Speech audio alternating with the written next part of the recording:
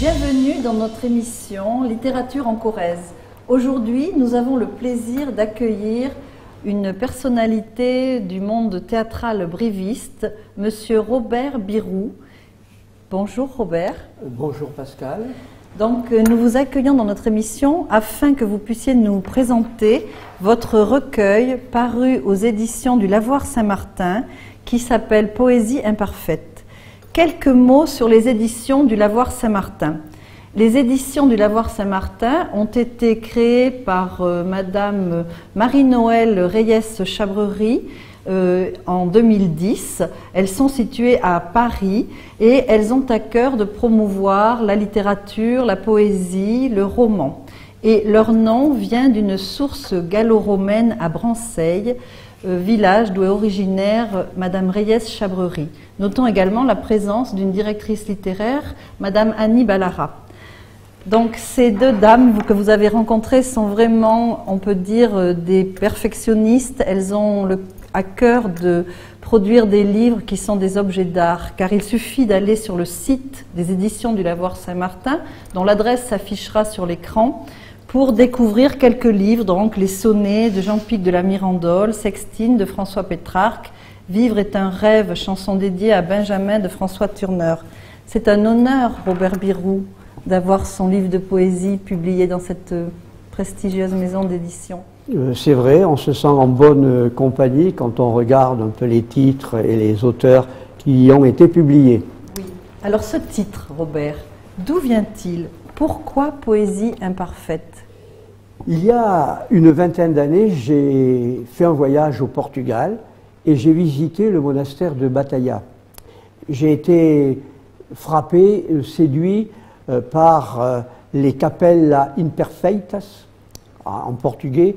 Donc, ça veut dire les chapelles inachevées, mais on traduit souvent par chapelle imparfaite.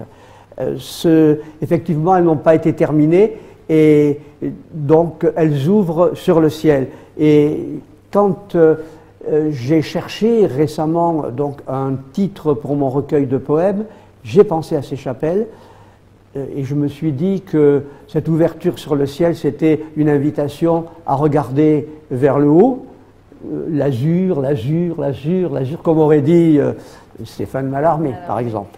Et cette notion de l'inachevé vous parle beaucoup, puisqu'elle revient dans deux de vos poèmes, un très beau poème que vous avez fait sur Barcelone, où vous évoquez la Sagrada Familia de Gaudi, qui est inachevé, et également un poème sur l'écriture de Modiano qui dit que les écrivains, justement, sont toujours insatisfaits. En quoi, quelle est cette part d'inachevé, mais que procure-t-elle chez vous comme interrogation? D'abord, bon, on peut considérer que c'est un espace pour l'imagination. Ça, c'est une ouverture. La part du lecteur. Puis, absolument. Et aussi, ben, bon, je pense que ça rejoint l'idée que la perfection est quelque chose d'inaccessible et on essaye de s'en approcher, mais on n'y arrive jamais tout à fait. Mais c'est un moteur aussi, hein, de se dire que ce qu'on a fait n'est pas parfait. Et ça, pour croire que c'est parfait, il faudrait être un peu immodeste. Voilà. Et donc, j'ai été touché donc, par la façon dont Modiano répondait notamment suite au prix Nobel de littérature, oui, qu'il avait reçu dans son discours, et les propos qu'il tenait, cette modestie, cette humilité.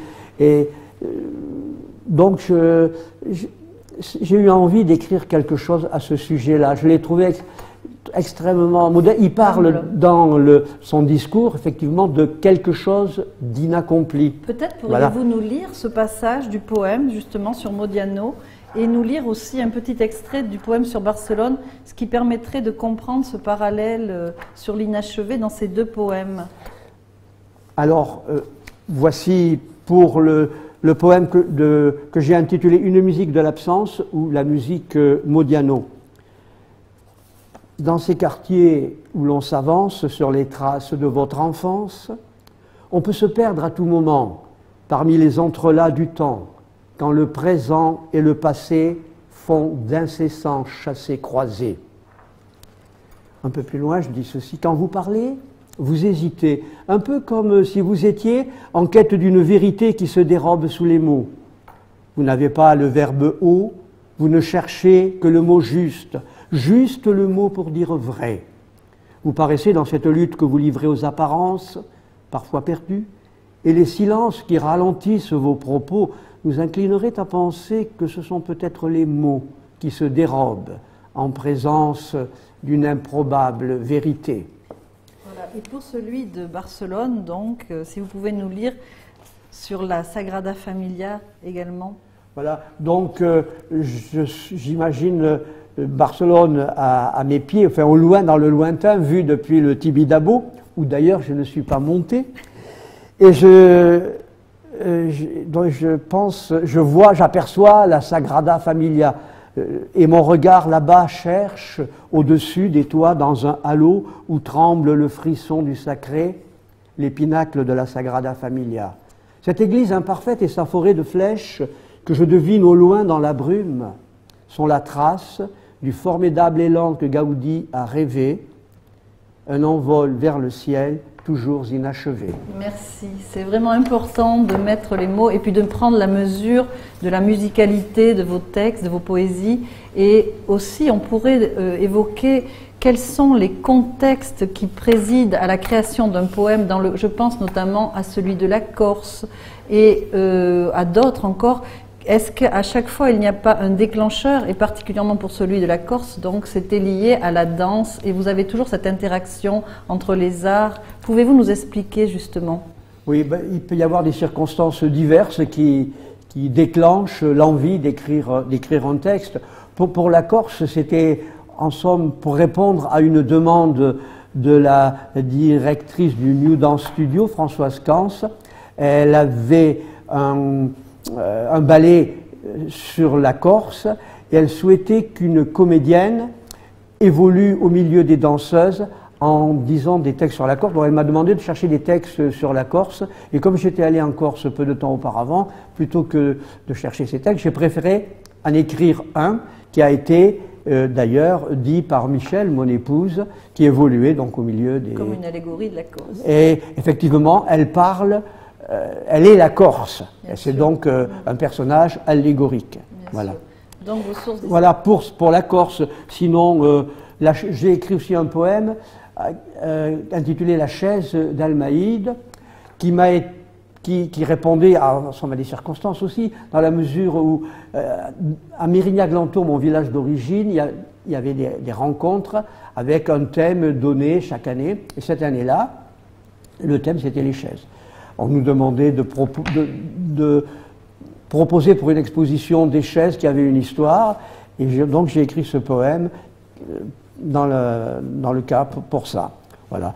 Barrière est un poème, enfin Barrière, pardon, est un village abandonné où une association qui s'appelle Racine a organisé une journée sur la pierre, et à cette occasion-là, j'ai écrit ce poème aussi qui évoque le village. Des circonstances particulières à chaque fois qui donnent naissance à tel ou tel texte, telle poésie. Voilà, c'est souvent ça.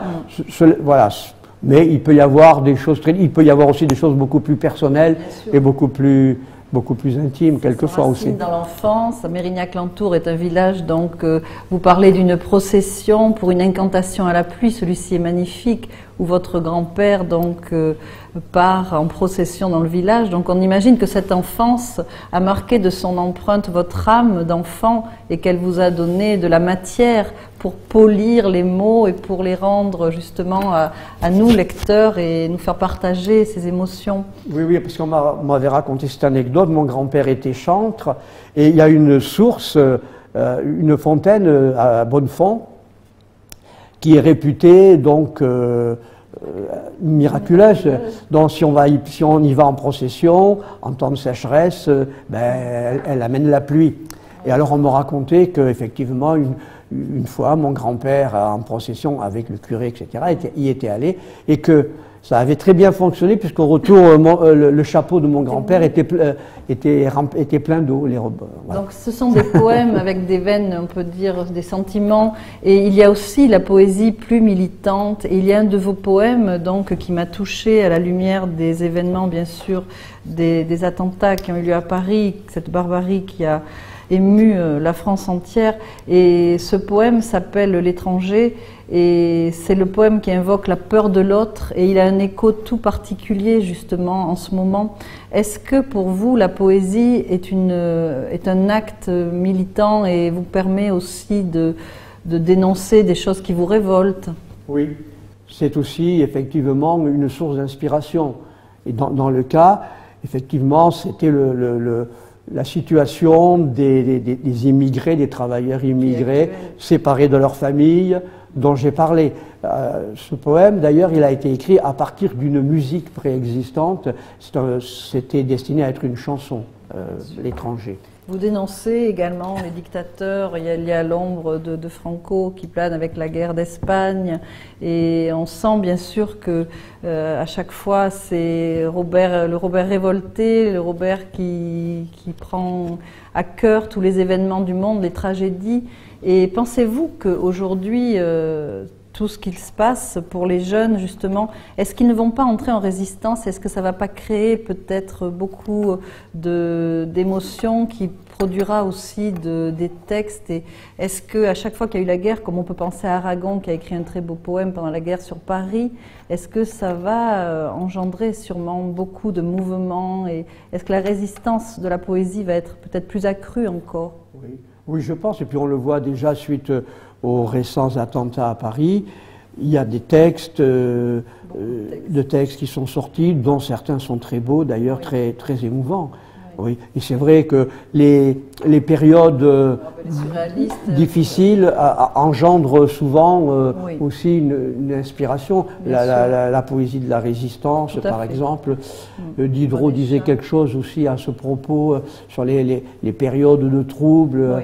Je ne me rappelle pas exactement, je ne peux pas le citer, mais voilà, il y a effectivement... Oui, tout à fait. Il y a une très belle phrase aussi que vous avez mise en exergue de Rainer Maria Rilke qui dit « Vous êtes grand constructeur de ponts et vos arches sont vivantes ». Eh bien, si je peux me permettre, Robert Birou, vous êtes ce constructeur de ponts et vos poèmes sont vraiment ciselés. On sent qu'il y a eu un travail, et à ce propos, j'aimerais que vous nous disiez comment vous avez travaillé, puisque cette éditrice est à Paris, et comment s'est passé ce travail qu'on sent vraiment, ça a été la recherche du mot juste. Et dites-moi quelques mots sur ce travail avec l'éditrice. Oui, ça a été un travail très intéressant et très fructueux.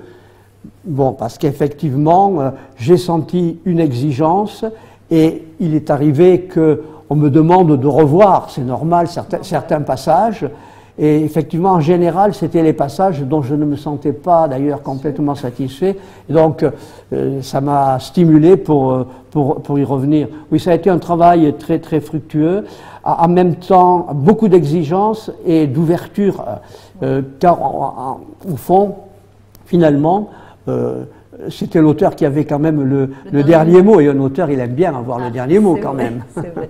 Oui, donc ce qu'on pourrait faire, c'est vraiment laisser la surprise au lecteur, l'inviter à découvrir ce très beau livre, Poésie imparfaite, aux éditions du Lavoir Saint-Martin, et de faire le voyage avec vous au cœur des émotions et découvrir vraiment votre âme sensible et généreuse. Donc je voudrais vous remercier de nous avoir accordé cette interview, Robert Birou, et j'espère que votre livre trouvera de nombreux lecteurs et qu'il fera son chemin. Merci à vous et à très bientôt. Merci à vous.